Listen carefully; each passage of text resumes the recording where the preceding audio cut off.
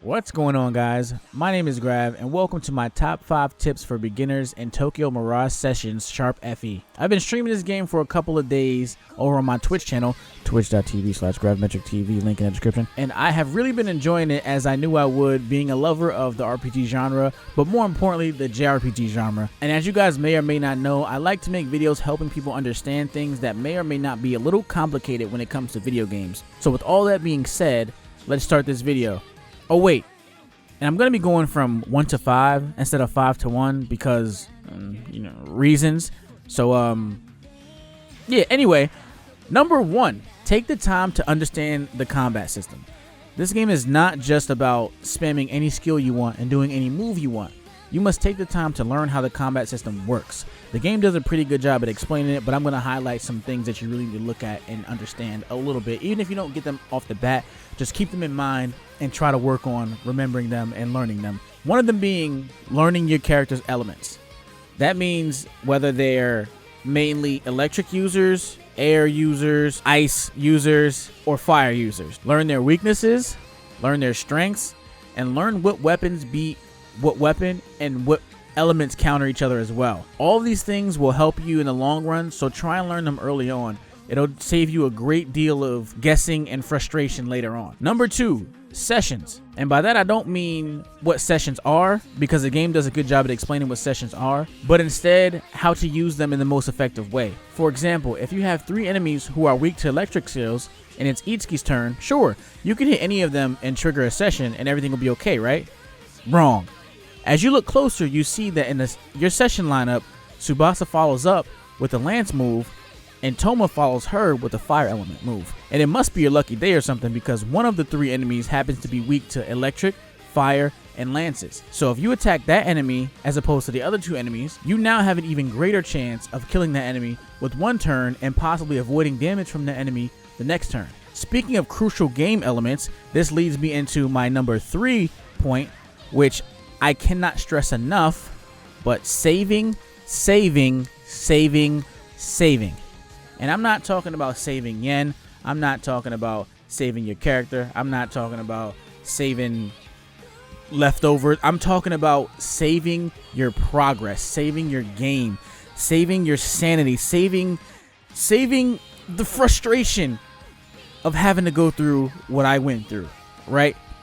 Save your damn game, and save it often. In Tokyo Mirage Sessions, as well as many JRPGs, they're unforgiving when it comes to death.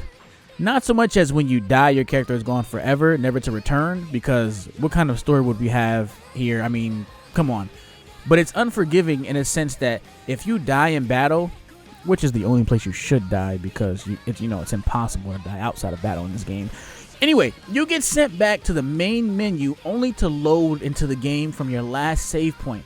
And that can sometimes suck when you're grinding out a 4 to 5 hour session, no pun intended, only to die in combat due to a savage encounter that you could not escape from the first or second time, and you die and you're sent back to the main menu where real life finally hits you and you realize your last save was hours ago, and you have to face the reality of continuing playing and try and catch up to where you left off, or just saying fuck it and go and play Mario. And by playing Mario, I mean I'm Mario, my Wii U is a Goomba. You get the picture. Just save your game and you'll save a life. And by life, I mean a Wii U. Number 4, items. I currently do not know of any way to get mass amounts of yen, like how I detailed in my Digimon Story Cyber Sleuth yen guide video, which you guys should check out those videos, because those are like some of my most successful videos on my channel to date. And yeah, they're very good. But regardless, this can and probably will go overlooked by so many people. I don't care how much yen you have, you need to buy items. Having items for revival, refilling EP, and curing status ailments is key. They can turn the tides of battle in your favor. I will try my best to find a yen making method on this game to get to you guys. And if you guys already have a method, please let me know on Twitter at GravMetricTV or in the comments below. But no matter how expensive, please buy some helpful items. Some must-haves are items that heal, revive, cure poison, and cure sleep. And also having an item called a smoke machine, which allows you to instantly flee a battle, that's also a great item to have for those savage encounters that you cannot evade, so that you can save yourself from wasting a 4-hour session only to die due to a savage encounter that you could not escape from on the first or second try. Okay, I already read that. We're not gonna go back there. Number 5, fight. Fight. Kill everything you see.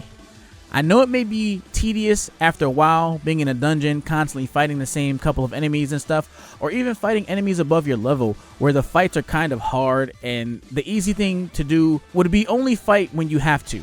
But no, you need to be looking to fight everyone you see until the XP gain from battles becomes too little to reasonably level up from. Your level in this game can greatly benefit you, especially when it comes to the boss at the end of the dungeon, and the last thing you want to do is be under leveled for that boss, simply because you were too lazy to fight the enemies along the way. Training up is key in this game, and you should want to train your party so that they're the best they can be at the time and more reliable. When you get more party members and you start using the change feature, you know that you can trust your whole party because you spent the time to train all of them by fighting everything and swapping them out and making sure everybody was good. So fight everything until it's not worth it for you anymore. Oh, and I'm going to call this like tip 5.5, I guess. It's something, I don't know.